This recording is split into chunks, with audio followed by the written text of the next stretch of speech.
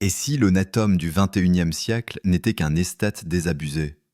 Frédéric Schifter signe un recueil de pensées cinglantes, raffinées, drôles et lucides contre l'époque. Bienvenue dans ce nouvel épisode consacré à Carnet d'un honnête homme de Frédéric Schifter. Ce n'est pas un roman, pas un traité, encore moins une confession.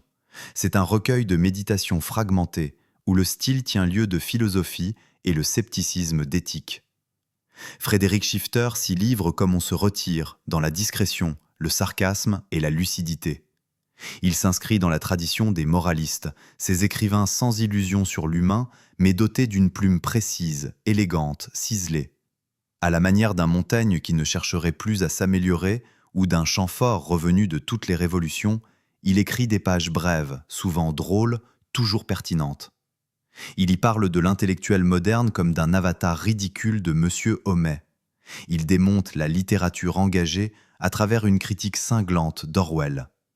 Il médite sur le suicide de Chamfort, la haine des hommes, la superstition du progrès, le plaisir d'être méchant. Et il dresse un petit abécédaire du farniente, aussi réjouissant que profond.